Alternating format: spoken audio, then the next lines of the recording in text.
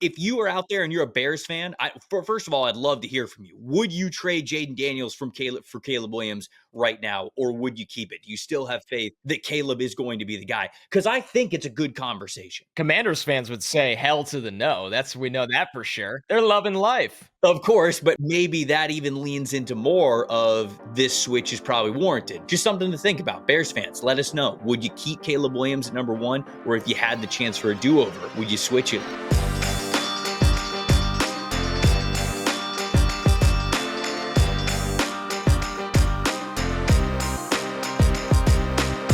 Welcome to the opening bell of the NFL Stock Exchange podcast. Trevor Sikkema, Connor Rogers here with you guys to do a little fun exercise. Today, we are redrafting the 2024 NFL draft. Now, I understand, some people are looking at this saying, hey, this is a little premature. But you know what?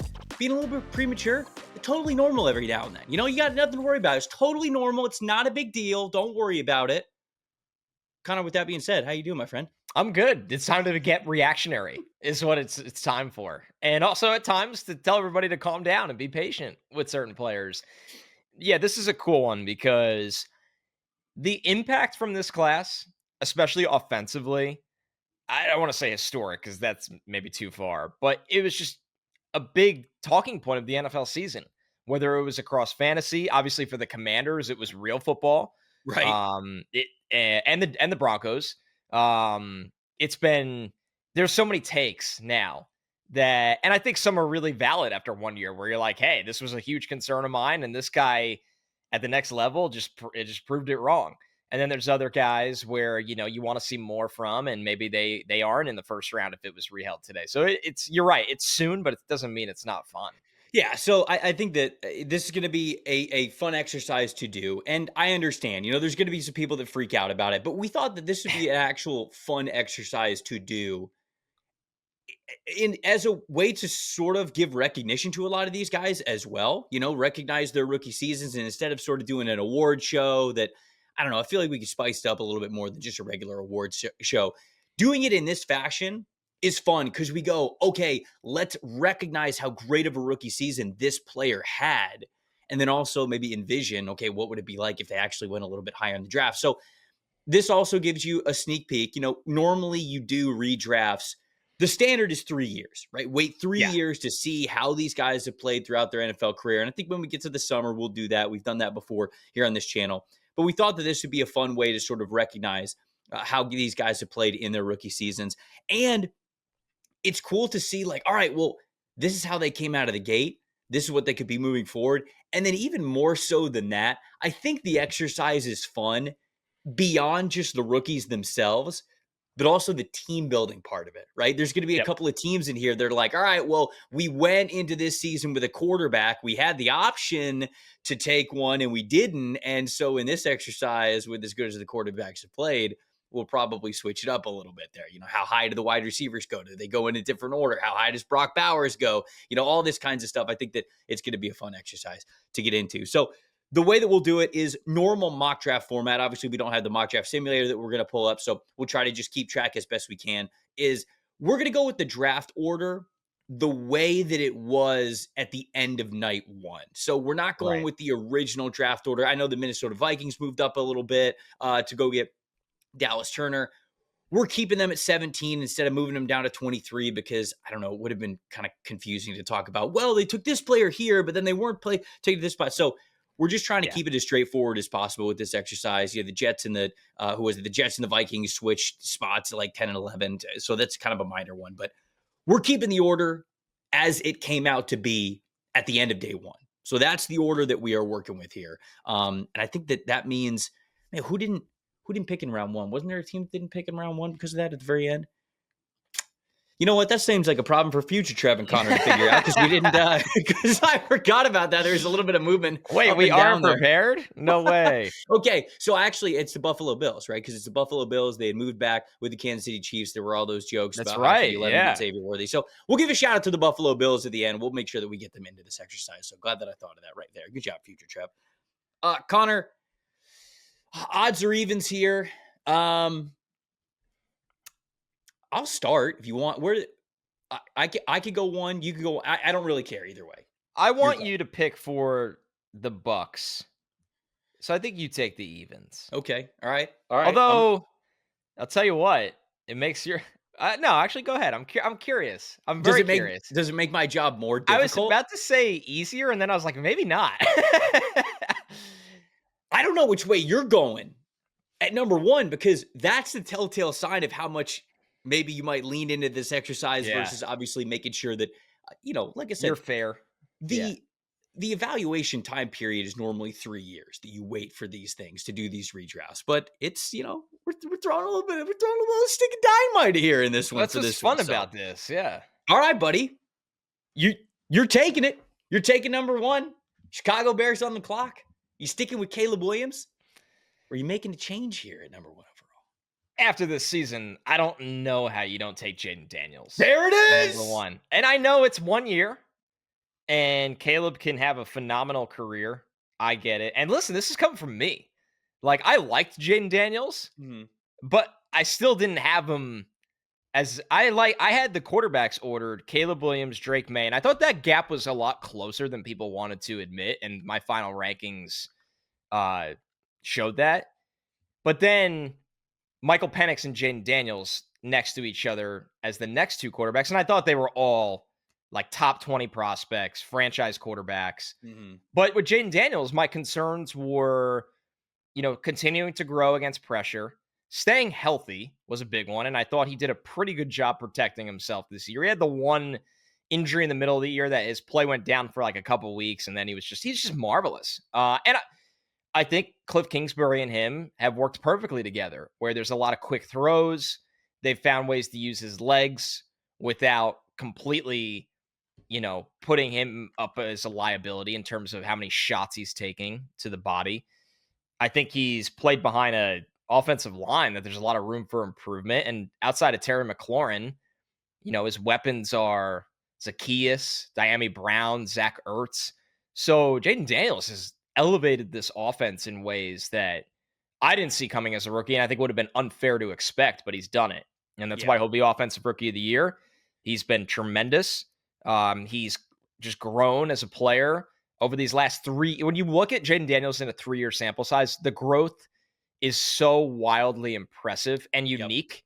It's Yep. not common at all to grow the way he has in a 3-year sample size, especially when it's, transferring, which is, there's adversity that comes with that. And then being an NFL franchise quarterback instantly, there's adversity that comes with that. So I think he's proved anyone wrong that had questions, and I had some questions. Let's be real here. I Me didn't too. Me like too. right. I think everybody really did at some point. That's why he went number 2, not number 1, and he's Mhm. played like the guy that should have went number 1. And it's you just got to tip your cap. This guy is phenomenal, and he was a top 8 quarterback in the NFL this year, and that's probably calling it too low. I mean, you could legitimately say he was top 6, top 5 quarterback in the NFL this year. Yeah, no, look, I agree with you completely in how you set up this conversation. I don't know how you don't take Jaden after the year that he had. Even if it's just a sneak peek, even if it's just 1 year, even if I believe that Caleb Williams can still be phenomenal Yeah. in this league, you've got to take the player who's already proven it. And I think some people might bring up okay, well, what about CJ Stroud? We anointed CJ Stroud last year, and then he had a bad year this year. Bryce is now playing a little bit better. And so that's sort of to say, like, I understand that there's a real conversation back and forth. But again, last year, you look at a situation where CJ Stroud comes out of the gate hot. And even if Bryce is now closer to CJ Stroud than he Mhm. was his rookie season, Stroud's still fantastic. I mean, let's not sit here and just say that like Stroud is trash now. That's not Right. that's not the way that it is. He's losing his wide receivers. The interior offensive line for Houston was absolutely terrible. Did Stroud play as good as he did the year before? No, but like it's again, I think that some people look at this exercise, and I've already seen some people talk about it in this manner, as if like, whoa, we got to calm down because Stroud was good last year and now he's bad. I don't really think Stroud was that bad. He's still one of the best quarterbacks. So again, the fact that you already have sort of the guarantee that Jaden came out of the gate and he was hot and he was ready for the NFL, he was confident, and we're seeing all this versatile ability from him. I don't know how you don't take him at number one. It makes it easy for me because I am sticking with Caleb Williams as the next guy off the board. I'm taking Caleb Williams for the Washington Commanders, sort of to continue that conversation that just because you got to have more faith in Jaden at this point than Caleb doesn't mean you don't have any faith in Caleb. Right. Caleb still did some really nice things this season. The offensive line clearly was not what it needed to be. The team, the culture, the coaching staff, the voices in his ear, very clearly not what they needed him to be. So I don't want people to act like, wow, okay, like Jaden's this runaway and we're throwing Caleb Williams to the wayside. I'm not at all whatsoever. But the gap before was I had Caleb Williams at QB1 before the draft, and I had Jaden, I had Drake May right below him, and then I had Jaden QB3 a little bit lower. Jaden is now right there. If you Right. are out there and you're a Bears fan, first of all, I'd love to hear from you. Would you trade Jaden Daniels for Caleb Williams right now, or would you keep it? Do you That's still have faith fascinating. that Caleb is going to be the guy? Because I think it's a good conversation. I Commanders really fans would do. say hell to the no. Of We know course, that for well, sure. of course, They're but loving life. maybe that even leans into more of this switch is probably warranted because Right. like the Bears maybe could go one way or the other. Washington fans absolutely wouldn't trade in any way, shape, or form from what they've seen from Jaden Daniels. So just something to think about. Bears fans, let us know. Would you keep Caleb Williams at number one? Or if you had the chance for a do-over, would you switch it like we did here in this redraft? So I'm going Caleb Williams, obviously, at number two, which puts you on the clock at number three. All right. So this one becomes a little bit more interesting because obviously Bo Nix had a really, really good year. Malik Neighbors and Brian Thomas Jr. Yeah. had pretty nuclear years. Brock Bowers, I mean, just pound for pound might be if you were, let me put it this way, Trevor. If you were picking someone in this draft after 1 year that you think will be in the NFL Hall of Fame, I think the answer is Brock Bowers and Ink. Ink. I mean, it's Hall of Fame's obviously high bar, But like, but I'm just saying you're picking one guy from this draft that you think has the best shot to make the NFL Hall of Fame. yeah, yeah. Yeah, I think the odds would be Brock Bowers minus 400 yeah. I mean, because it's hard. record breaker, man, record breaker. He could have longevity. He's Yep. obviously already got elite stats after 1 year. Anyway, with the Patriots, I don't want to make this too long because I do think it's pretty simple. I'm still picking Drake May. I think Drake May is every bit of things you want to see from a potential franchise quarterback in an awful situation. The line was abysmal. He didn't have a lot of weapons. I thought Alex Van Pelt, that staff took a lot of heat, and Mayo had a brutal year as as his first year as a head coach. But Van Pelt, it was up and down for Van Pelt, but you truly got to look at that situation. What is this guy working with, right? Yeah. And the answer was really nothing. Drake May was somebody that made plays out of nothing. He made plays with his legs. He made throws on the run. He showed flashes of playing really well in structure. Yes, there was rookie turnovers. That's going to happen. And we knew that was going to happen with Drake May because of he didn't have any help his last year at UNC. But the Patriots, if they were doing this again, I think they would gladly say, okay, Drake May, we love him right now. We're excited about him. And he would be the third overall pick. He would for me. That's for sure. Yeah, I don't disagree with you there. Yeah, if I was going to get the odds, I would have done the same exact thing that you done here. I would have taken Jaden at one, and I would have stuck with Drake May at number three. Patriots need a lot of things, but the only reason why we're able to look past quarterback is because of Drake May, right? If they didn't have him out there, it would be a laundry list of things that had to get better, starting at the very top with quarterback. And I think Drake's going to be fantastic in this league. So I agree with you at number three. The Cardinals are extremely interesting because they take Marvin Harrison Jr., who I think was fine. All right. Yes. Anybody out there who is like panicking about Marvin Harrison Jr., don't. You said this guy would be great. And I think he will be. It's just that they've had to watch, Brian Thomas Jr. and Ladd McConkey and Malik Neighbors just have these nuclear seasons. And Marvin Harrison Jr. has been totally fine for a rookie. I think that he is going to be a star in this. He had almost 900 yards and 8 touchdowns, and everybody treats him like he's Josh trash. Palmer. Yeah. They're like, oh, man, this reeks.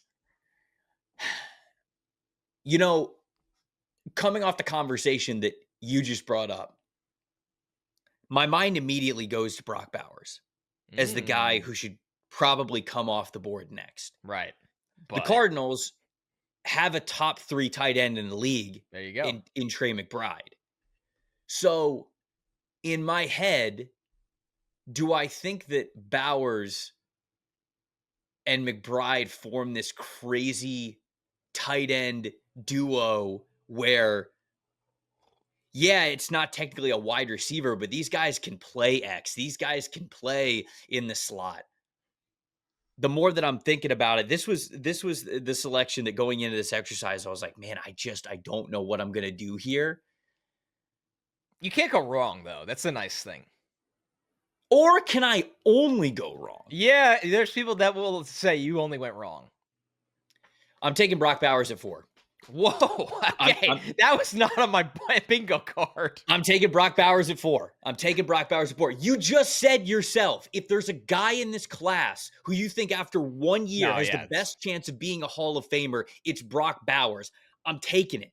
And especially because the flexibility for you to do so many things with Brock Bowers and Trey McBride on the field at the same time as a heavy tight end duo. Like I mentioned, you could play one of these guys the X, which both of them do. You could play them out of the slot, which both of them do. It doesn't take it away. I would look at this pick as saying we are making our offense and our football team objectively better here by taking this player over almost anybody else. I thought about Joe Alt. I really did, because Alt's had a phenomenal year, and we're obviously going to bring his name up very soon. But I thought about him to potentially be the other offensive tackle there for Arizona, but it just, Bowers' year was unbelievable. And kind of like you said with Jaden Daniels, with Brock Bowers, it's not a one-year thing. Bowers was one of the best tight ends that we've ever seen in college football for 3 straight seasons, including his true freshman year. Then you go into the NFL, and he has one of the best, and in some ways the best, season for a rookie tight end ever in the NFL. So for the past 4 years, this guy has been nothing but one of the best players on the field whenever he has laced it up. So I'm going to take Brock Bowers at 4. Yeah, it's hard to argue when you take a great player, right? Like, that's what it comes down to. He's a no-doubter, great player. Why the combo with Arizona was so interesting, like you highlighted, is because Trey McBride's there. But now you look at it and go, let's watch Bowers' usage and the things you could do in this offense. And quite frankly, the one thing I will say about the Marvin Harrison Jr. pick, like, I didn't think Kyler Murray played great this year, honestly. And even that held back Marvin Harrison Jr. at times, where you go, I think it's going to be fine, but maybe Brock would just be a better fit in the offense. So, yep, it's a totally fair combo. Okay, so for the Chargers, I'm going to keep this really simple. I'm going to still just take Joe Alt. Yeah, that's the pick. Right. And it's what makes it even easier is they got Ladd McConkey later on. So you don't even want to sit here and go, all right, let's take Malik Neighbors. Because Ladd McConkey, where they got him and what he's been able to do and projecting him going forward, looks incredible. So you got a franchise tackle, and then you got a guy that you could funnel number 1 targets through in the offense already. So yeah, the Chargers hit this one out of the park to no one's surprise. Alt was a elite player in this draft, and he still deserves to be a top 5 pick, and he stays home with the Chargers. Giants at 6. You really did give me the most difficult teams. I did, and this one I didn't even see when I handed this to you. This is actually like the walls of Jericho, this spot. So I know what you're gonna do, though. So the way that we're obviously doing this exercise is like, some people might look at it and say, well, you can't pick it in hindsight. Well, that's actually the entire point. That's what we're doing. That's the exercise. Why do it if not? Right. So we have to take hindsight into account. The Giants so desperately need a quarterback now. And so as we are redrafting it, we're going to give them one of the quarterbacks that's remaining. 3 of them off the board. Michael Penix Jr. and Bo Nix have looked fantastic throughout this season. In the little bit that Michael Penix Jr. played, he looked awesome. Yeah, it made you wonder why you didn't see more of him earlier. I mean, you are correct. JJ McCarthy obviously hasn't played because of the knee injury. Yeah. I'm not holding that against him. You know, I'm not going into this exercise with that sort of hindsight. I feel like that would be weird if we're like, well, are you going to take JJ McCarthy on a bum knee? I don't know. That part of hindsight feels a little weird to me. So I still think that he is fully in the conversation here. I'm going to go with Bo. I thought that was actually easier for you. I didn't really think, and no one who's going to sit here and push back on you. Bo had a great rookie season. Obviously this would be a big help for Dable, who just got nothing out of this position this year.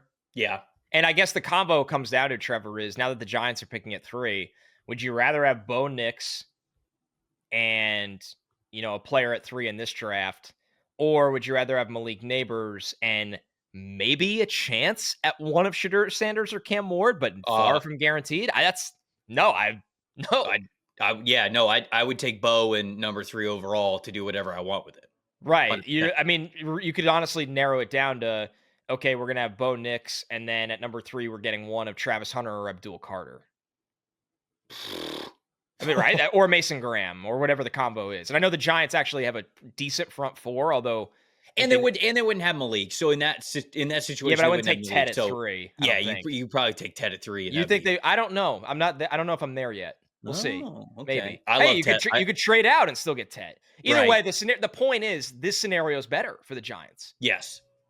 Anytime you have a quarterback in hand, that's the better scenario. Bo Nix this year, 79.2 overall grade, 81.2 rushing grade to show a little dual threat ability, 73.1 passing grade. And most importantly, he showed the ability to win and play well outside of Oregon structure, which I think was a big sort of talking point for him, that he wasn't going to be able to do that. And I understand he landed in a really good spot with Sean Payton, but I also like Brian Daboll. So I feel like Daboll could have gotten a good amount out of Bo Nix. So Nix is going number 6 here to New York Giants. You're up with the Titans at 7.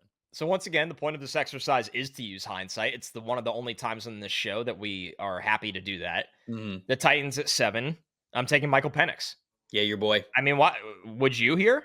Is this? Yeah, it would be him. It would be him or JJ. Him or JJ. And yeah, absolutely. Listen, JJ looked awesome in the preseason. It's the preseason for a reason. He's had some knee procedures since. I'm hoping that he's going to be fine and be a really nice player for the Minnesota organization. But I got to see Michael Penix throw the ball around the yard this year already. And you had Penix above him. Right? I had Penix significantly above him. So, and let's just be real. Like, this is an organization that is not betting the house on Will Levis. If anything, it could be one of the many reasons Rand Carthen's already fired, which is, one of the wild storylines of the offseason. Feel like there's a lot that goes into that. That doesn't feel like a healthy decision-making process. No. So it's the Giants combo all over again. If you're the Titans, would you rather have JC Latham and your pick of the quarterbacks this year, or would you rather have Michael Penix and Travis Hunter? Yeah, or trading down from one and just getting an army of picks. Great point. That is a very real other option in this, which is just as good as Travis Hunter. Yeah, absolutely. I know my answer. Right. So that puts the Falcons up at number 8. We only have one other quarterback of the big 6 that's still left here, and 6 out of the first 8. For good reason. No, for good. It's a quarterback class of guys that you want to believe in. And McCarthy's the last guy that's available here. Man. Falcons fans might be screaming at me that this isn't obvious because you just said a few minutes ago that Michael Penix should have been starting earlier from Kirk Cousins. And even if, let's say if you didn't like how he played that game where we're taking the injury hindsight away from JJ McCarthy, even if he gets hurt again and you miss this whole season from JJ McCarthy, the Falcons would still rather wish that they had a quarterback in hand right now than not. Given how Kirk Cousins played. Could you imagine if they didn't going into this offseason? Yeah, I mean, they'd be convincing themselves that Kirk is going to be better further away, removed from the Achilles. That's what they would have to do. And that's a terrible place to live in. We'd be having the Deshaun Watson money conversations. When can you get out of him? How can you do this? Just cap gymnastics with Kirk Cousins here this year to try to make something happen, especially with them picking where are the Falcons? Where are the Falcons at? Yeah, deep. They're deeper. Order. Yeah, what are they? 15? 15? Yeah, it's got to be JJ McCarthy. It has to be. As much as I would have loved to like give them a top edge rusher, Jared Verse has had a phenomenal season, and Jared Verse would be just what the doctor ordered for this Falcons defensive line. They need cornerback help, and there are some stud corners that played well this year that I could have taken here at number 8. This is the conversation that we basically had with them when they selected Michael Penix, and they're pretty happy that they did. So I can't not give them JJ McCarthy. So in this redraft format here, we thought that 6 quarterbacks going in the first 12 was a lot in the real draft. We just had 6 go in the first 8 picks here in this redraft for 2024. So McCarthy to the Falcons at 8. That puts a bow on the quarterbacks. Number 9, the Bears. Rat Pack's still out there. Spencer Rattler. Oh, this is true. Don't discount him.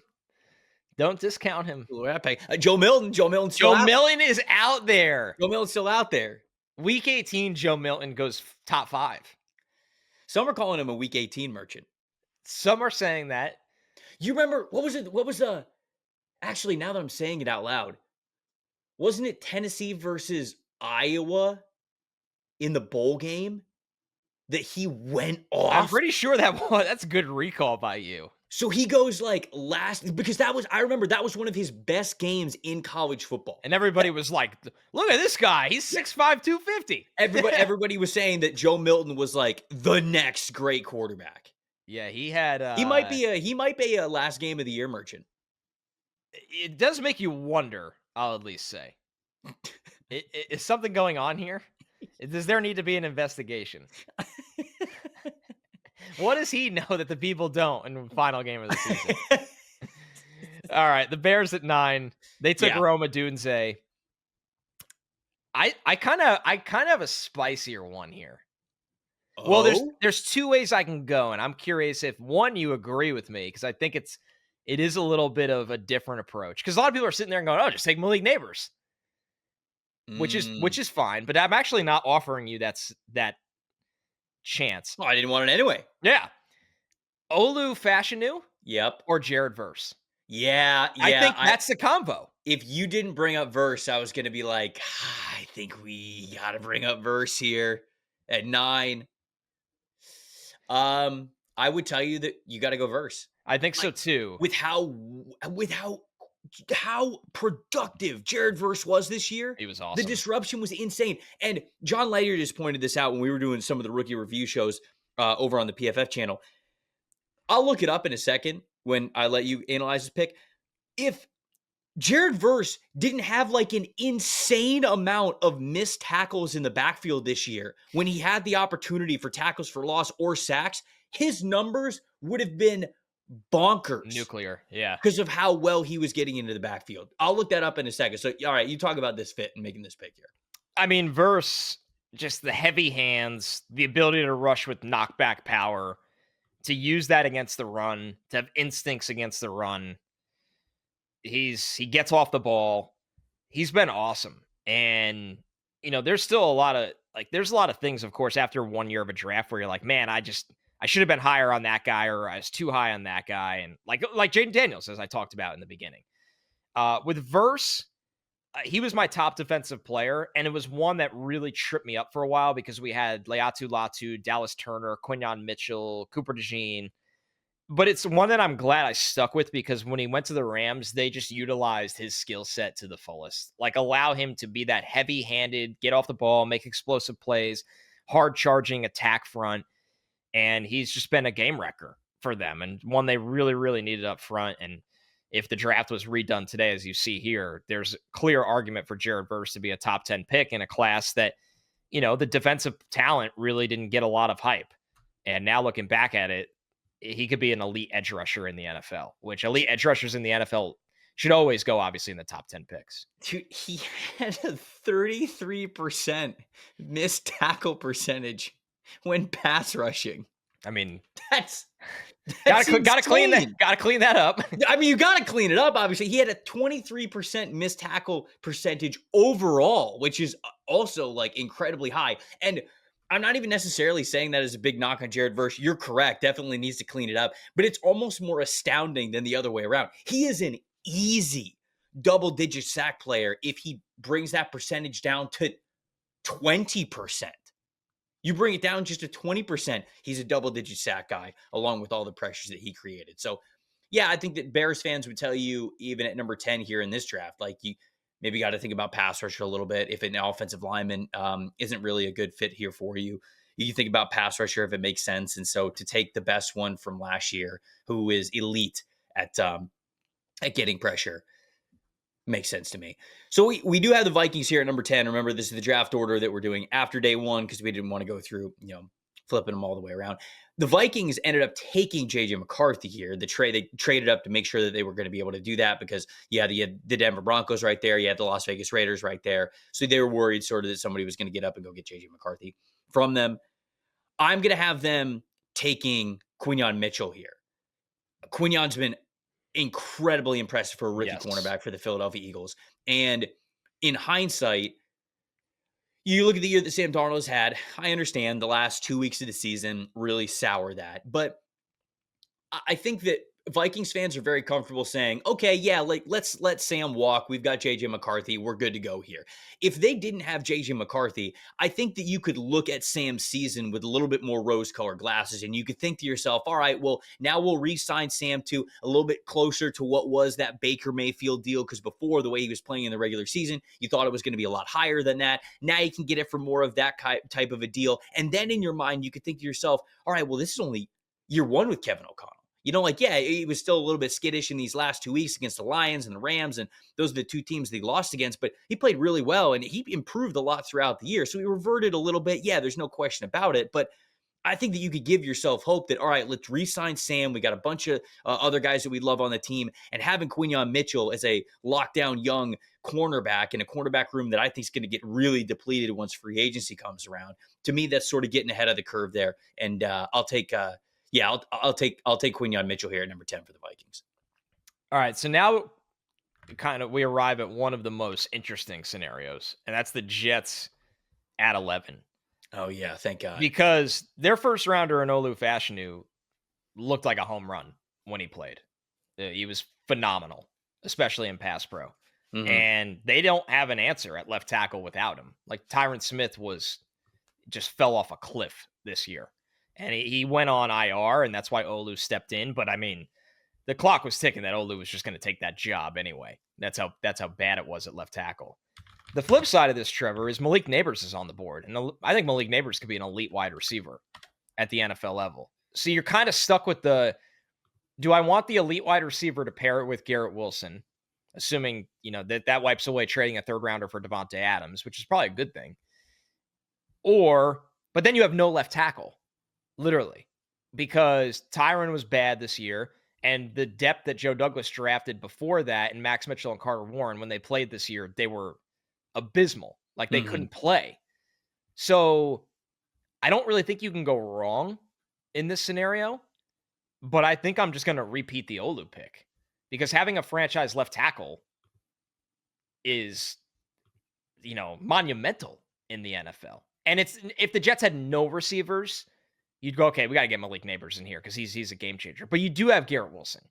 So I guess what it comes down to is, would you rather go into this draft with no left tackle and Morgan Moses is a free agent? So you technically don't have a right tackle. No tackles, but you have a sick wide receiver tandem in Garrett Wilson and Malik Neighbors. It's the Joe Burrow meme. It is.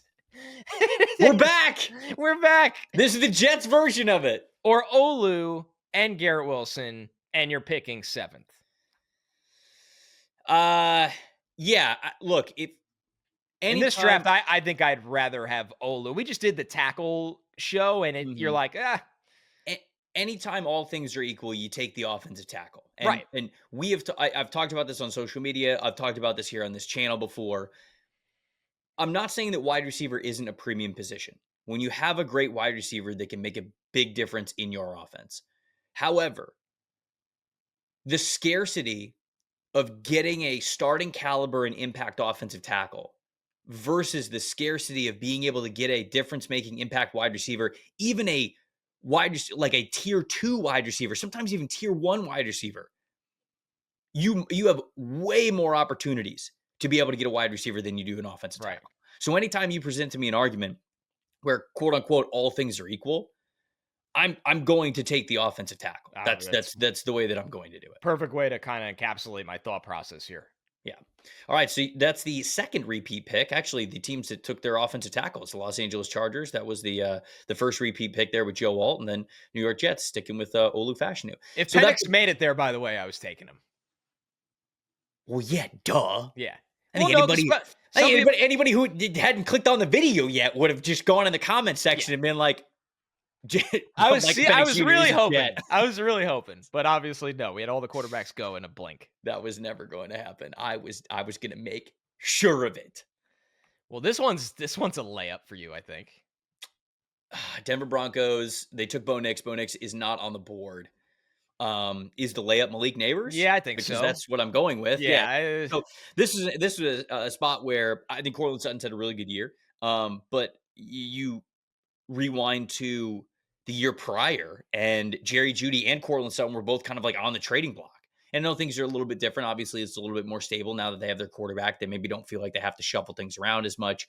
And Courtland's played really well, but imagine Courtland Sutton is your wide receiver 2. You get Malik Neighbors your wide receiver 1. Now we're cooking. So the quarterback situation, not great. But I'm not taking Joe Milton here at number 12. I'm not taking Spencer Rattler here at number 12. Instead, you just got to take a player that had an unbelievable season, Malik Neighbors. One of my favorite prospects in last year's class. Absolutely lived up to the hype, even through some of the injuries and the things that had him miss a little bit of time this year. So Malik Neighbors, first wide receiver off the board here at number 12. And I'm going to follow that up with the Raiders at 13. So they got Brock Bowers in the real draft. That obviously was a home run. He's long, long gone. But we're still going to go pass catcher here. I'm going to go Brian Thomas Jr. I was wondering if you were going to do it. I still think Marv is going to be phenomenal. This was my whole thought of why I was so high on BTJ in last year's draft. There's just not a lot of guys that come through the NFL that are as big, fast, explosive, and have the length that he does, where he can literally win in all 3 areas of the field off talent, not even nuance, just off talent. He could high point the ball in the red zone. He could take a screen for a big gain. I thought he played through contact really, really well, which was, something you want to see more of coming out of that LSU offense. Yeah, Brian Thomas Jr. at 13 to the Raiders. So the Saints are up at 14. They took my boy Taliese Fuaga at number 14 last year. And even though he didn't have, as good of a year as, Joe Alt did, I think Fuaga is going to be good. He's rotating over to the left side. So he played right tackle for Oregon State for 2 years or 3 years. I can't remember, but that was his primary position when he was at Oregon State. And then he flips over to the left side in New Orleans. So it was a little bit of a learning curve there for him going up against NFL speed. There were already some questions of whether or not he was going to be able to handle things at tackle at the NFL level. So a lot of questions that he was having to answer this year. And I thought he did a fine job with it. I do, especially for a rookie season. I'm really curious to see if he takes a big step forward next year or if it's a little bit more of the same. And this is kind of the floor and the ceiling for him, what we saw his rookie year. I don't think that's going to be the case. I think he's going to get a little bit better. I'm trying to picture, okay, well, because the Saints have a major needs along the defensive line, right? I mean, defensive tackle, pass rusher, both of those areas are major areas that they're going to prioritize and try to hit in the top 10 of this upcoming draft. And so we've got some ideal guys for that position, at least one that's really sticking out to me who could make sense here at number 14. But if I take Fuaga off of this team, it looks like Ryan Ramchik's going to retire. Trevor Penning was still really up and down. The interior offensive line outside of Eric McCoy really struggled. And when McCoy wasn't in there, man, it looked ugly. I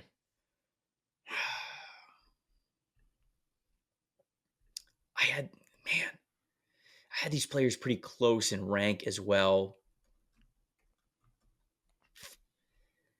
I think I'm going to stick with Fuaga. I don't love it because Laiatu Latu's right there. And Latu goes the very next pick in this draft. He goes to the Indianapolis Colts at 15. So it's not like it would be this crazy flip, but it's hard for me.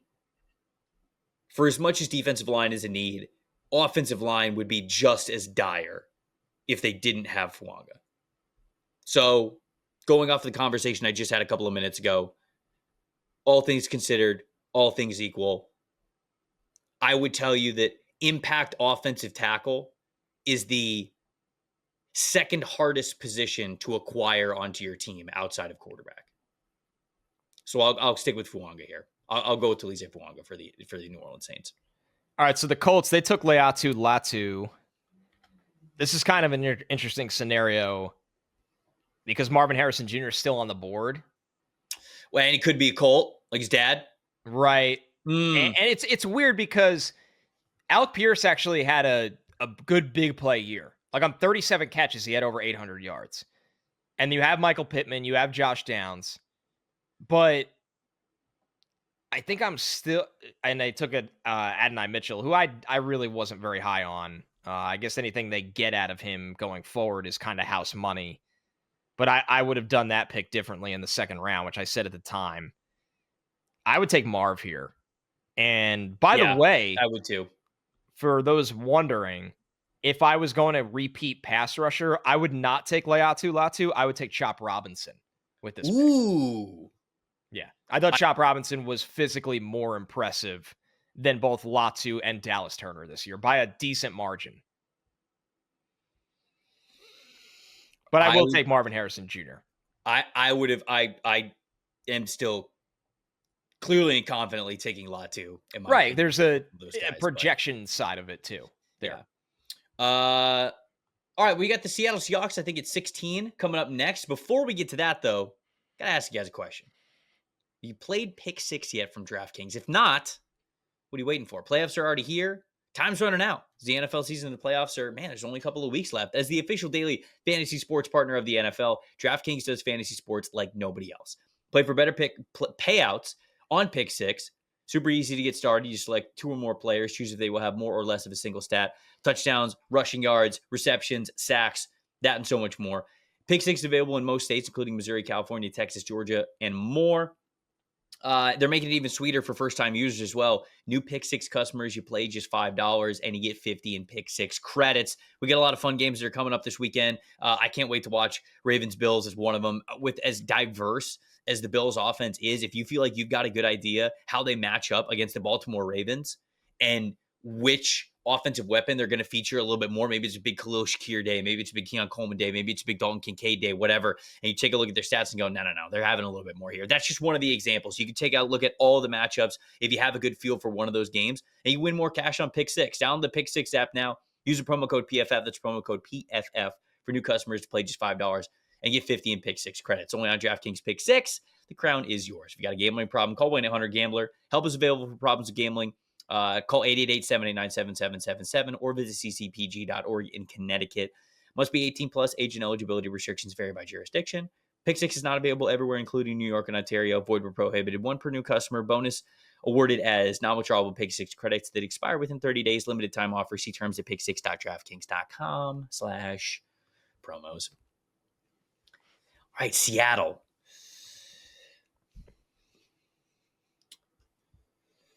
I think I'm going Zach Frazier here. I was fascinated to see what interior offensive lineman you were going to take, and I thought it was between Graham Barton and Zach Frazier. Yeah, I think Frazier has had the better year than Barton was good though, wasn't he? Barton was good. No. Yeah. I'm not necessarily trying to take anything away from Barton. I hate Tampa Bay Bucks. I do. Yeah, I regret the pick.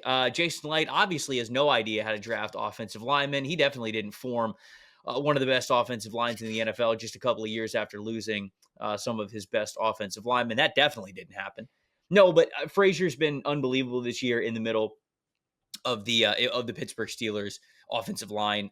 I think that there are some guys along that unit that struggled overall, but Frazier's been just phenomenal. And when you look at the Seattle Seahawks, they were number 2 in the NFL for most pressures allowed behind just the New England Patriots, and their interior offensive line is a big reason why. So Zach Frazier, the center from West Virginia, who ended up going in the second round of this draft, I got him going to Seattle here at number 16. Okay, I like it. The Vikings. They took Byron Murphy the second. I forgot to say that right off the bat. They took Byron, who flashed, went through some injuries this year, which sucked. But man, him next to Leonard Williams. Leonard Williams having maybe one of the best years of his career this past year. That's going to be a fun interior duo, but you got to fortify that interior offensive line. So I'm going Frazier. So the Vikings are back on the clock, which they took Dallas Turner in this spot. They traded up for Dallas Turner in this spot. Yep. There's 2 ways I could really go with this pick here, in my opinion. I think, one, you could go pass rusher again, and I would take Chop Robinson. Or I would help the back end of their defense, which I think needs help for the long-term future. And I would take Cooper DeJean. I think it's tricky. I mean, I just that would be hilarious if Quinyon Mitchell and Cooper DeJean went to the Vikings in a Oh, redraft. I forgot you picked for them a Oh, corner. yeah. Okay, my bad, my I bad. picked Quinyon for them. Thinking of, like, them now. Right. They are the first team, besides the Bears, but the Bears weren't very interesting because they just redid what they took Caleb Williams when I was up on the clock for them. The Vikings did do something different to Quinyon Mitchell, so that would take DeJean out for me, and I would take Chop Robinson. Okay. Yeah, All good right. call out. I missed that. That would No, have been. I mean, the team did it, and it's awesome. I was gonna Right say now, that they might be in the Super Bowl this year, so it's not a dumb strategy. Quinyon and Cooper listening to the show, obviously addicts themselves, and they just be like, "Yeah, We're back again, roommates again, stepbrothers." Oh, They're just doing karate in the basement. Can never separate those two. They're brothers for life. All right, so that puts the Bengals. Cincinnati Bengals, up here at number 18. They took Amarius Mims, who, I mean, they needed offensive line. Yeah, he's good. Back then. They need offensive line now. I mean, they have their interior offensive line has been bad. Yeah, It tempts me to take like Graham Barton or Dominic Pooney because those guys were really good in their rookie seasons. I have such a wild take for this one. All right, let me think for 10 more Yes. seconds, and then I want to hear it. Okay, so I mean, Troy Fautanu obviously got hurt, but like he could be great as well. Yeah. Mims' outlook is so high still. I think he could be really good. Okay, what's your crazy take? I would think I would take T'Vondre Sweat. Oh wow! So in this draft, they took Chris Jenkins Jr. in the second round. So they addressed their interior defensive line need in the second round. Sweat has had a fantastic season, but where would that leave the Bengals? I'm pulling up their depth chart. Like if they did not have any offensive tackle option. This is the Jets issue all over again. Yeah. Like, oh, cool. Our offensive line stinks. It's the patching up one hole on the boat, and then you look on the other side of the boat, and the holes are coming through that side. But man, they could not stop the run, dude. That front needs. No, the defense is the reason why they did not make the playoffs. Right. The defense as a whole. I shouldn't just say they couldn't stop the run. They had multi-layered issues. I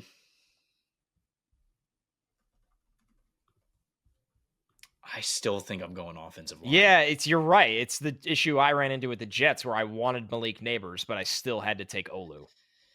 Man, you know who else has played really well this season is Rosengarten.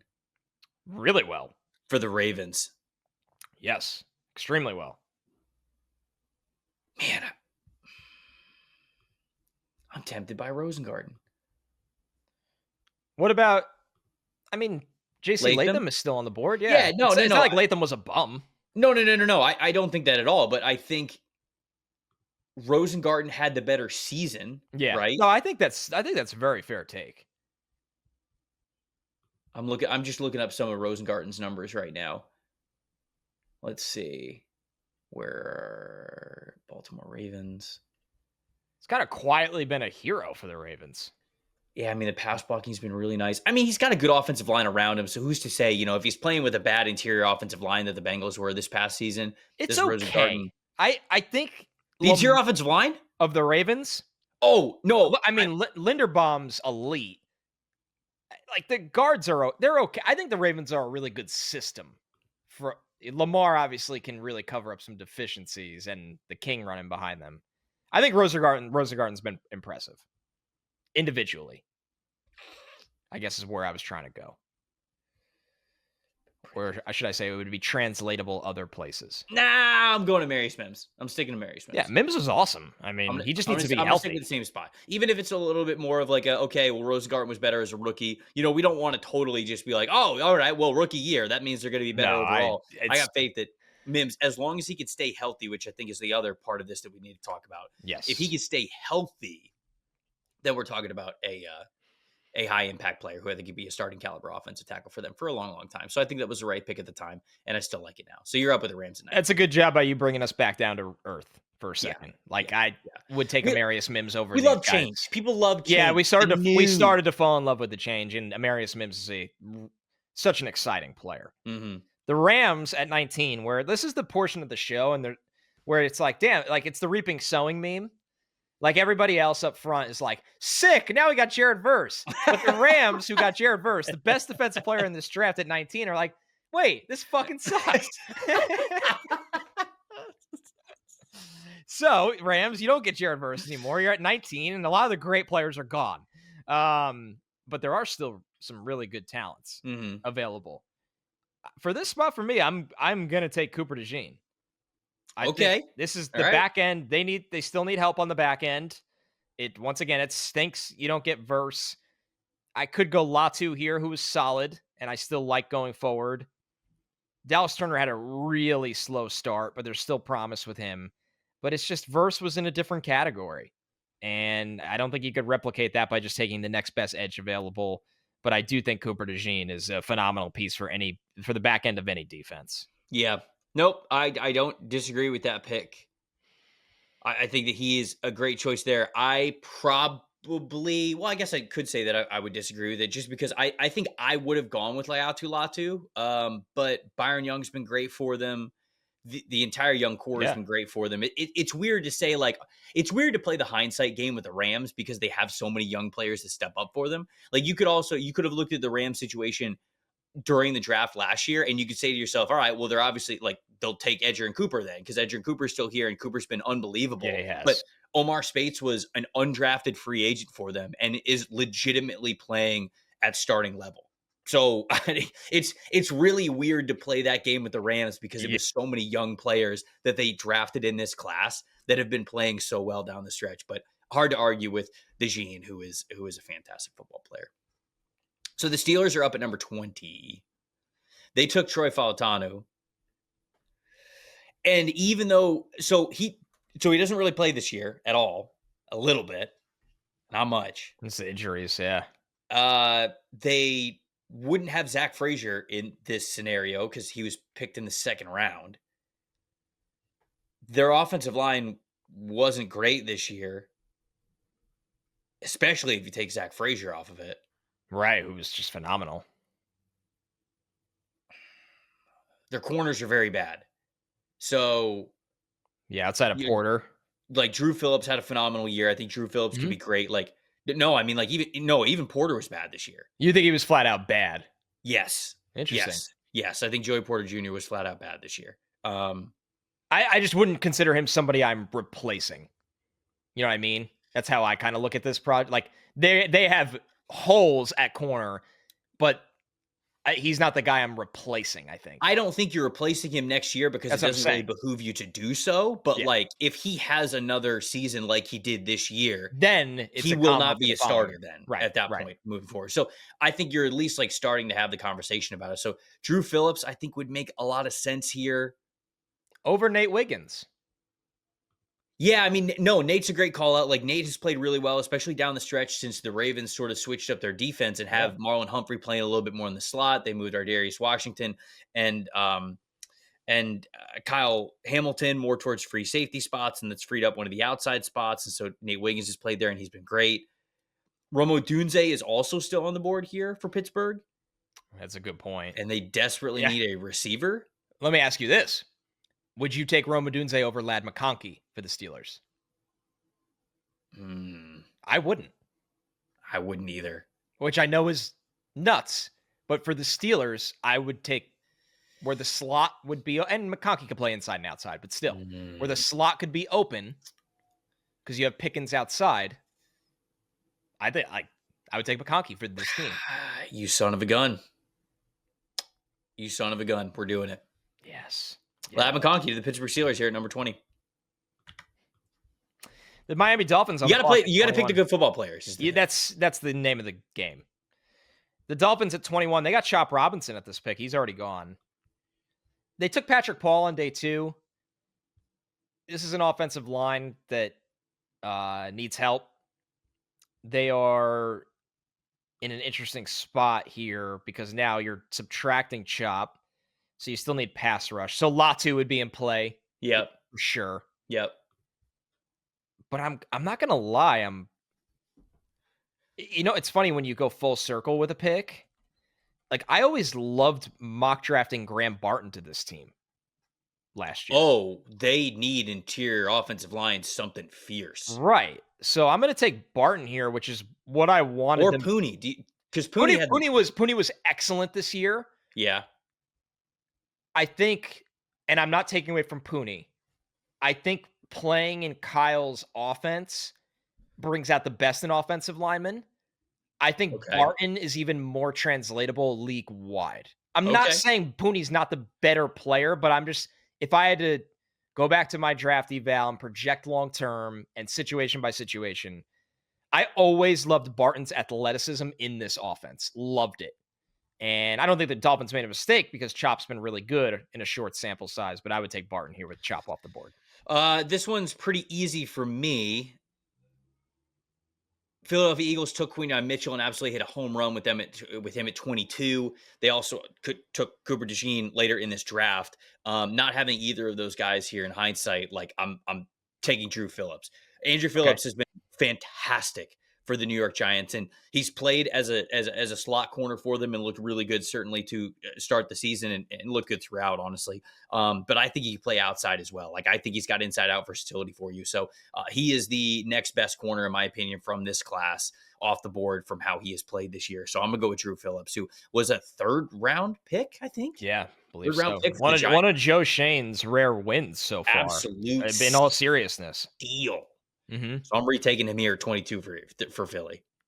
Okay, so that puts the Jags on the clock in a total reaping sowing situation because they got Brian Thomas Ooh. Jr. and now you don't get a player nearly that caliber in the redraft. Mm-hmm.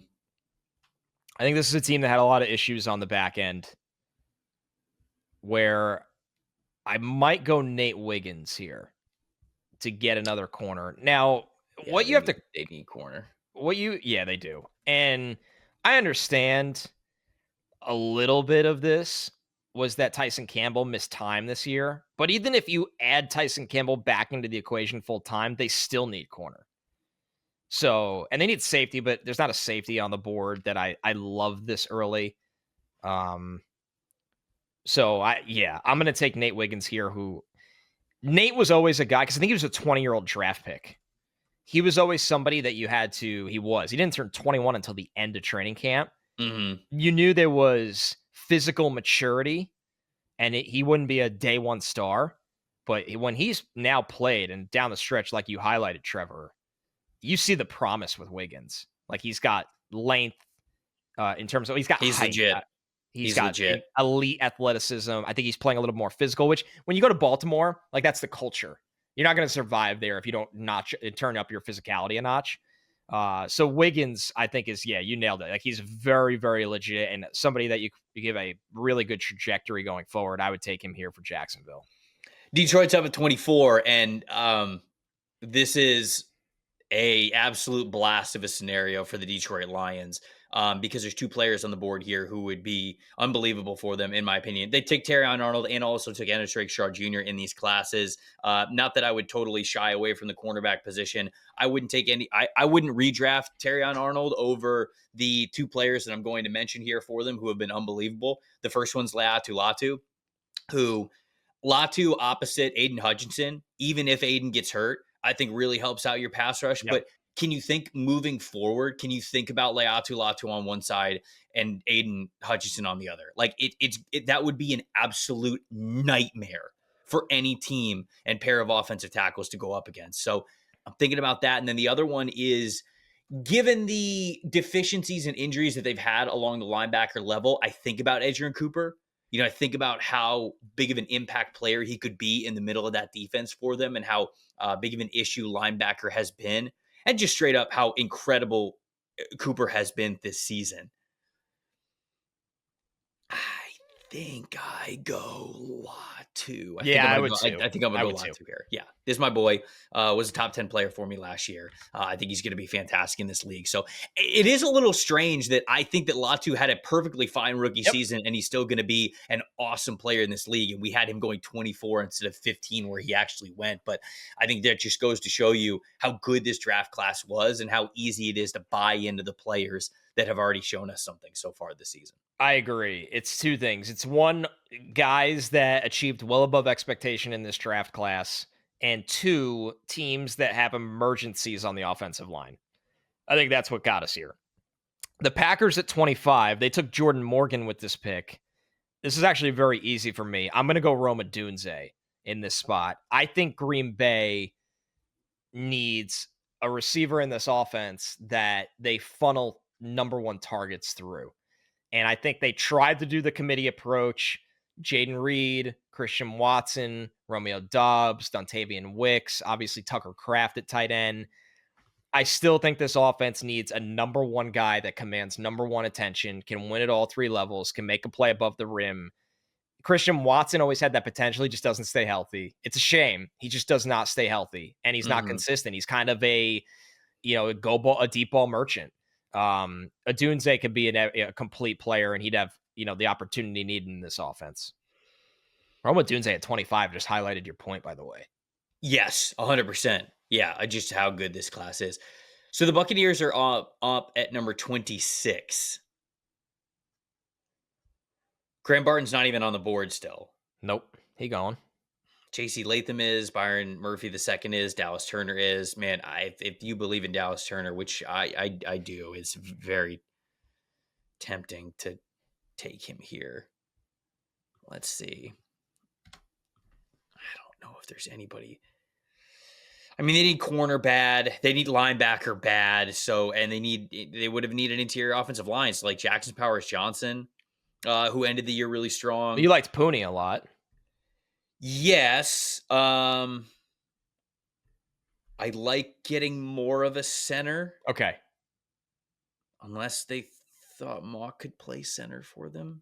I always thought he would. And it feels like he's settled in fine at guard. Yeah, no, he has. No, I thought he was too small to play anywhere but center, and he's been totally fine. I don't think I'm forgetting anybody that had an unbelievable season. Would you take Latham and play him at guard?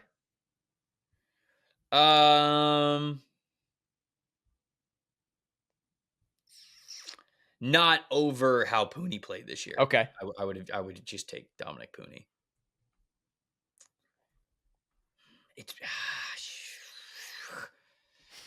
It's Dominic Pooney or Dallas Turner, essentially. I'm a little bit. Vikings fans might yell at me for this. I'm a little bit worried that Dallas Turner couldn't get on the field a little bit more this year. I know they didn't desperately need him. Jonathan Grenard played well, and Jermaine Eagle played well. I totally understand that, but I would have liked to see Dallas Turner get on the field a little bit more. The Bucs did take Chris Braswell, so they took the other Alabama edge rusher. He was quiet this year, right? Braswell, yes. Yeah. And they really could have used him if he would have been that play. I'm going to go Dallas Turner. I'm taking Dallas Turner here. I just got their pass rush is so bad on the edges. They so desperately need some sort of pressure on the edge. I think just in hindsight, again, I would, in this situation, I'd trust Jason Licht to find interior offensive linemen more often than I would find the high potential that we have with Dallas Turner. So I'm going to go with Dallas Turner here for the Tampa Bay Buccaneers. All right, 27, the Arizona Cardinals. They took Darius Robinson with this pick. Yep. And I gave them at the top. I gave them Brock Bowers at the top at number 4. Yep. Which doesn't change much. Pass catcher for pass catcher. I'm going to take T'Vondre Sweat here. Add the beefy fella in the middle of this defense. Yeah, you can't run at him. It just changes how you could play your fronts. Arizona, they could use a presence like this at nose tackle. So I was a big fan of this fit. They need more talent across all three levels of the defense, but notably the big guy in the middle, I think, just makes everyone better. Man, this redraft for the Cardinals, getting Brock Bowers and T'Vondre Sweat is really strong, in my opinion. You are a physical, nasty football team. Because they need help on the interior defensive line. Yeah. That was an easy pick for me, I thought. Yeah, He was seemed like great this year. There was concerns about, hey, could you have the conditioning level at the NFL? And he was really good for Tennessee. So the Chiefs are now up at 28. So they traded up with the Buffalo Bills to get Xavier Worthy. They need offensive tackle, something terrible. Yes. Well, you got Latham on the board. Yeah, Latham and Fautanu are still on the board. And Fautanu. I think I'm going with one of those guys. I'm just scrolling to see if there's anybody. No. I mean, wide receiver is obviously like something that they would have liked here. Ricky Pearsall's been good. Obviously, Xavier Worthy has been good for them. He's played a lot, and he's been a good return on investment for them. I mean, they've needed him. Yeah, but tackle's like just glaring. Tackle is just such a glaring need for like this team. You think they could scheme without Xavier Worthy more so than they, having Well, to cover. It's funny you say that because I agree with you 100% wholeheartedly. They're the 1 seed with how it played out. Well, you're right, but they had to move Joe Tooney to tackle. You're right. Like that's that's utterly ridiculous. They did have to. And hey, it was a good move. They did have to do that.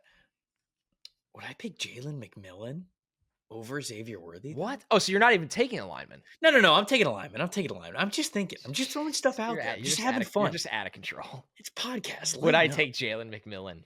He says. Go Bucks, baby. Yeah, I'll go JC Latham. Latham was higher on my big board than Fautanu was. They're very close, both of them top 15 players. But actually, I want to stay true to the big board. Where am I here? Let's go. Offensive tackles. Oh no, I had Fautanu at 15 and I had Latham at 18.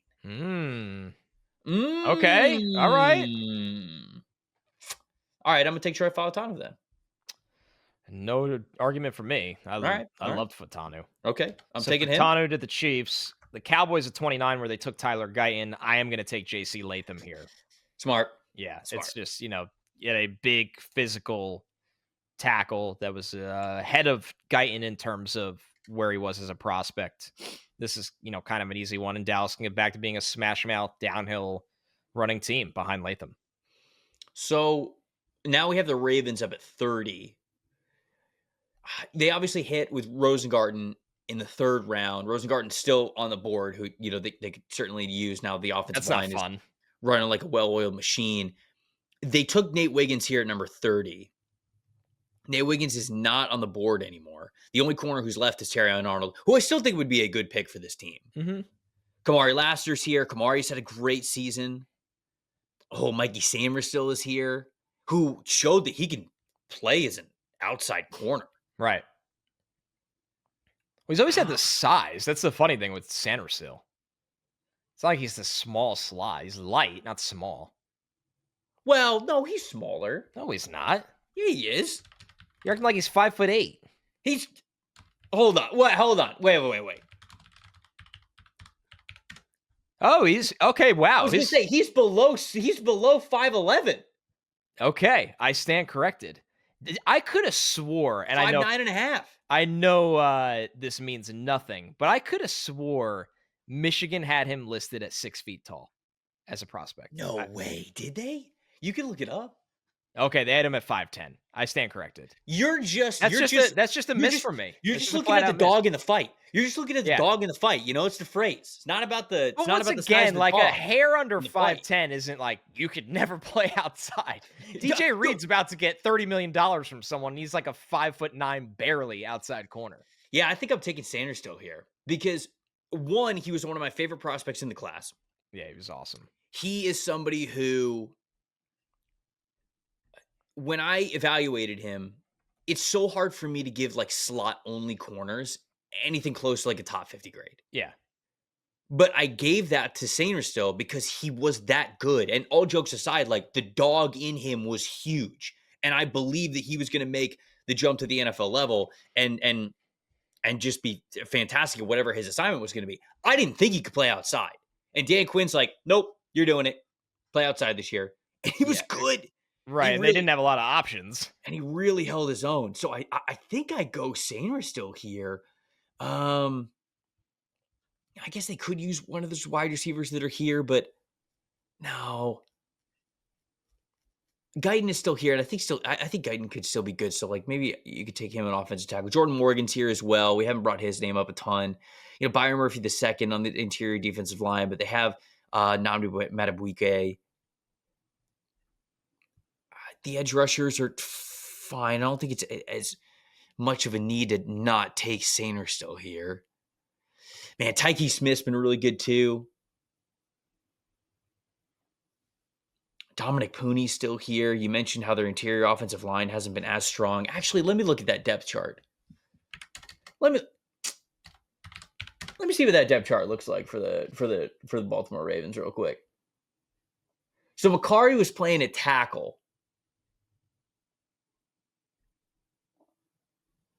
And then they moved him inside, but Pooney could have been playing at guard, and Macari could have stayed at right tackle. Man, I didn't think we'd have this. I didn't think I'd have this big of an existential debate here.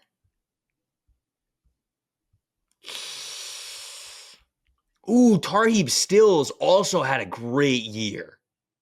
Yes, he has. Great year for the Chargers. Yeah, he's been a find. Would I take him over Sainer still? Probably not. Probably not. You're in hell right now. I'm in the walls of Jericho, dude. Absolute hell. All right, let me look up one more thing.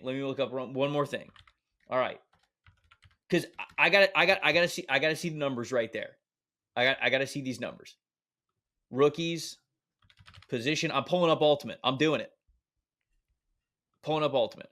Rookies, corner, coverage grade. Let's see it. All season. Give me the guys that are left. Because I know that, there have been times when all of these guys have played really well. And I've already sort of made my case for Sainer still. I think that he could be a really good pick here. But now that I've thrown Tarheeb Still's name in there as well, dude, 74.8 grade, coverage grade from Tarheeb Still. He played really well. What's the 6 forced incompletions? Kamari Laster's got 7. Sainer Still's got 14. What a dog. He's got 2 picks. Tarheeb Still's got 4 picks. A couple more gifts. That's okay. I won't hold that against him.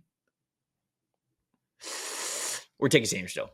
I did it. I did the research. You truly went around the world to land right where you took off from. He just feels like a Baltimore Raven, doesn't he? Phenomenal performance. Absolute cinema. Absolute cinema. Should have cast me for the new season Severance. Oh, my goodness. Oh, man. Well, while you were doing that, I did try to get some research in on what the hell I'm going to do for the Niners at 31, because I've been terrified. All right. What do we land on? I mean, this is a team that was just completely decimated by injury this year, where there's a lot of different avenues you could go. I didn't land on anything, by the way. I'm still going. I'm still going. That's why I've been so into this. Well, it's not easy. I hate it, to be honest with you. Well, thank God he took all that time, because I'm nowhere closer. Okay, I have two thoughts here. Okay. Hit me. I'll give you. I got one, so you go ahead. The first one is corner. Yeah. So the guys that I mentioned, like Kamari Laster, I think it'd be great for them. They ended up taking Renardo Green, who I think is great. I think it was a really great pick by them. I think they got a steal in this draft by getting Renardo Green where they did. But like Tarheeb Still is still on the board there. You can take him. Terrion Arnold, I think, could be great for them as well. So the corner route, I think, is plentiful still at this point in the draft for how these guys have played in their rookie seasons. What about Bucky Irving? Oh God, you're just so wild. Dude, Irving No, we're not doing this again. Like, Bucky Irving has been awesome. You were right on about Bucky. You nailed it. I'm not taking a running back to the Niners when they have Isaac Guerendo and Jordan Mason, Patrick Taylor, whoever they have. All right. Hold on. Isaac Guerendo's not on the team in this scenario. I know what I'm doing. Does Christian McCaffrey, is he alive at this point in the timeline? It's not looking good. It's not looking good. That's all I'm saying, brother. No, listen, it's not insane. Bucky's been unbelievable. Elite 90.7 PFF. You really deserve more flowers for that eval. Dude, in all seriousness, he's better than I even said that he was. And It's insane I how good he is. I felt like I was Biggie's. You were I Biggie felt like Smalls on Bucky Irving. yeah. Oh, man. Yeah. So he's been great. I just want to shout him out. No, Maybe I had to make sure I shout him out in the exercise because he was the highest graded rookie that we had this season. Just shout him out. So let me say this. Bucky Irving deserves a shout on this show because he's been one of the best rookies in the entire NFL. I'm going to take a player here that didn't exactly pop the whole season, but was solid, and I like going forward, and that's Byron Murphy for their interior, their Oh defensive man, line. I was taking him next to Carolina if you did. Oh, so that's why you didn't pitch him to me. No, yeah, absolutely. I would hope that after 3 years, you're realizing I'm trying to sabotage you any chance. I know. Yeah, they need interior defensive line, any kind of defensive line help here, and Murphy's going to be a good player, and he was fine as a rookie. It's just these guys went nuclear in front of him. So the Niners, they get a really good value for a guy that went much higher than this, went top 20 in the actual draft. So Carolina's up at 32. This won't be the last pick. We'll also do the Buffalo Bills at 33. So just be thinking of that. We can handle that together. Or if you get a pick pretty quickly here, we could do that. Carolina, it is a little bit for me to think about. They drafted Xavier Legette here. They needed a wide receiver badly. They also have Jalen Coker, who is an undrafted free agent, who they got in this draft. But again, in this scenario, they don't have Jalen Coker. I guess you could say to yourself, well, like, okay, well, they're going to sign him after this draft anyways, maybe. But again, if we're doing the whole exercise in hindsight, you better believe that Jalen Coker's not going undrafted. So they take Legette here at 32. I think Legette has been fine. The conversation's absolutely wide open for them to have gone with somebody else. Yeah, there's better wide receivers available. Braden Fisk had a good year. Him next to Derek Brown, I think would be a really nice 1-2 combo. If they wanted to get another corner, Kamari Lassiter, Tariq Still, we mentioned those guys, Terrion Arnold, those guys are still there. The offensive line became a strength for them, so I don't feel the need to pick offensive line. Edrian Cooper. Ooh, that's a fun pick. I think is actually probably the best fit for the weaknesses that they would have had in hindsight because they draft Tevin Wallace here in this draft in the 3rd round. But like Cooper's been incredible for the Green Bay Packers and what he's been able to do for that team. You know who else is Evan Williams. Evan Williams also good, no doubt. I think I would take Cooper here for Me too. Panthers. But it's like, all right, well,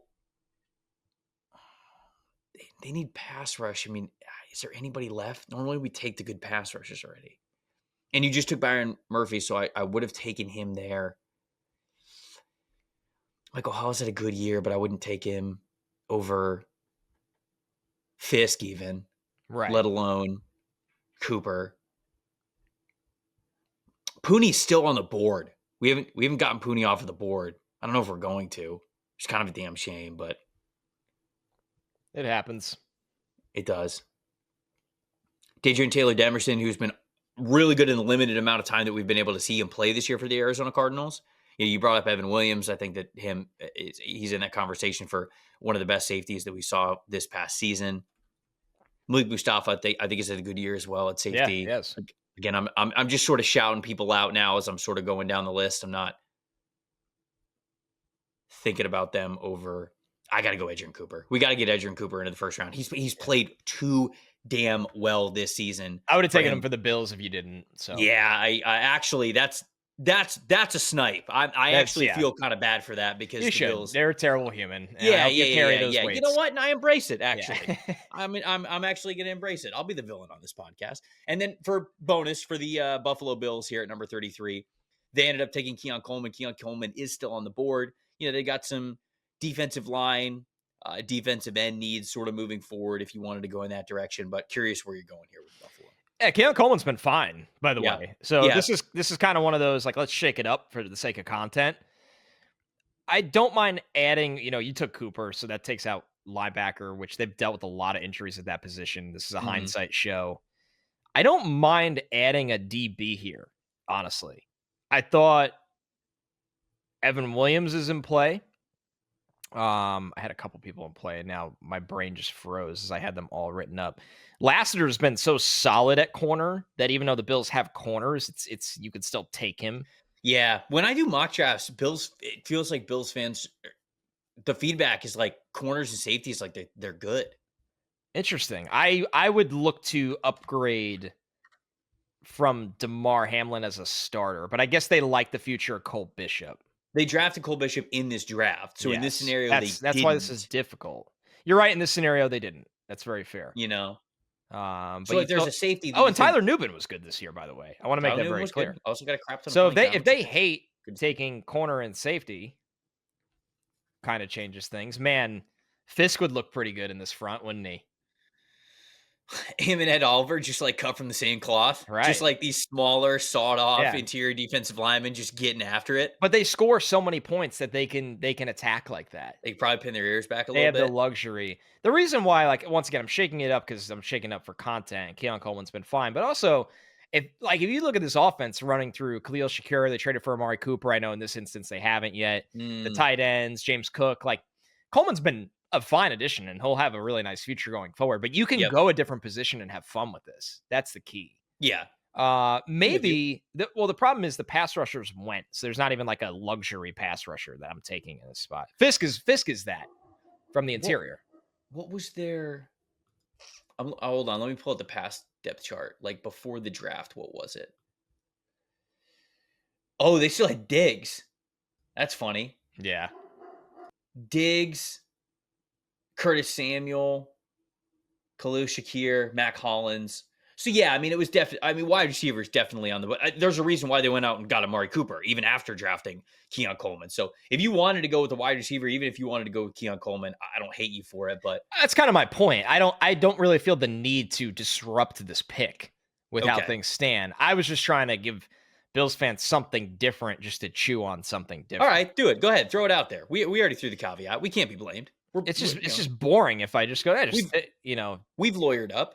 we are absolutely prepared for this. Okay, how about this?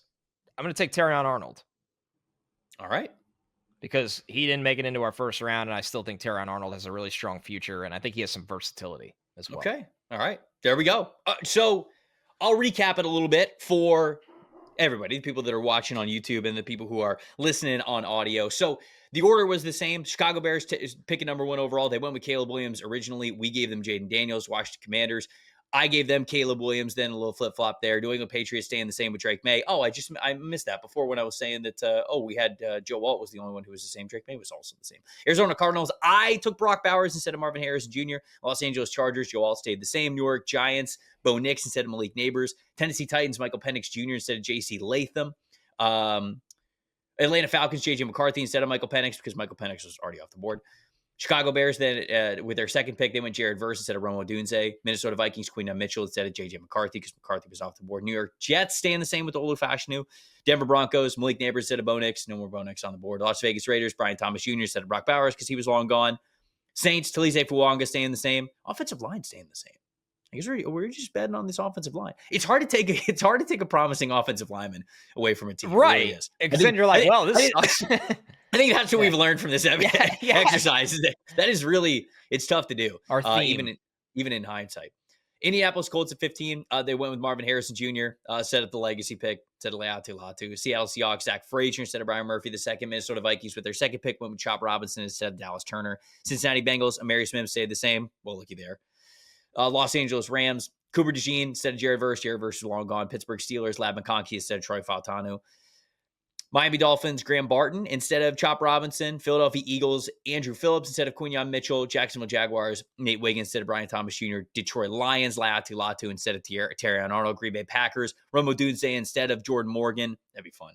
Tampa Bay Buccaneers, Dallas Turner instead of Graham Barton. Arizona Cardinals, Savondre Sweat instead of Darius Robinson. Kansas City Chiefs, Troy Fautanu instead of Xavier Worthy. The Cowboys, JC Latham instead of Tyler Guyton. The Ravens, Mike Sainristil instead of Nate Wiggins. San Francisco 49ers, Byron Murphy instead of Ricky Pearsall. Shut up, Bucky Irving. And then the Carolina Panthers, Edrian Cooper instead of Xavier Legette, finally at number 33, beginning of the second round. Buffalo Bills, just because we love you, Terrion Arnold instead of Keon Coleman. We would love to hear from the good people. These exercises are always a lot of fun to do. Obviously, there's a lot of fun conversation, as you guys heard throughout this hour and a half long podcast.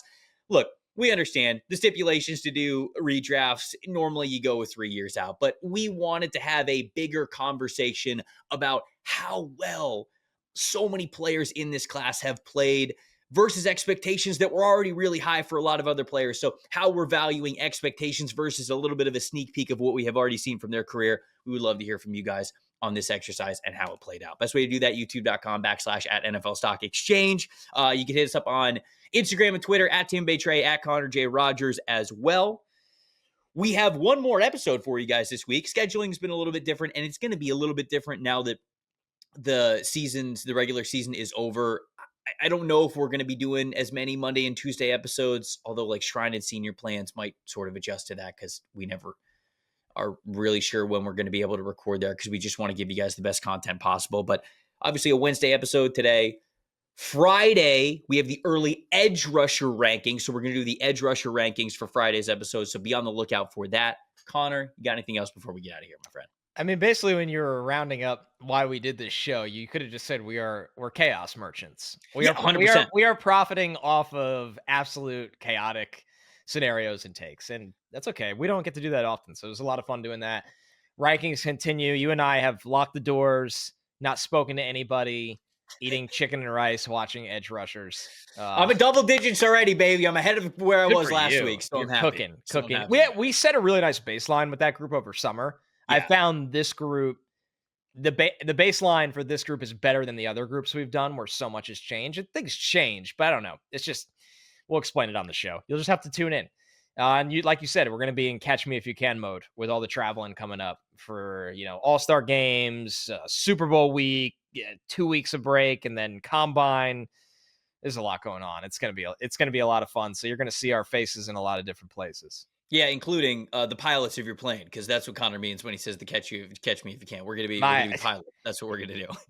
Him walking in with all of the different women flight attendants is one of my favorite memes I use of all time. It's a 10 out of 10. And by actually what I should have said is, and by catch me if you can, it means that Connor and I are going to commit bank fraud is actually what we're doing. And hide in another country and get arrested right before Christmas. So honestly, we would love to hear from you guys about this whole exercise. It's so much fun to look back on it. Whoever your favorite team is, let us know in the comment sections. I'd love to have a lot of different fun discussions going back and forth, not just between us, but between the addicts as well, this draft community that we have built. Appreciate you. Love you guys. We will be back with you on Friday for the Edge Rush episode. For Connor Rogers, I'm Trevor Sikkema saying we'll see you guys then.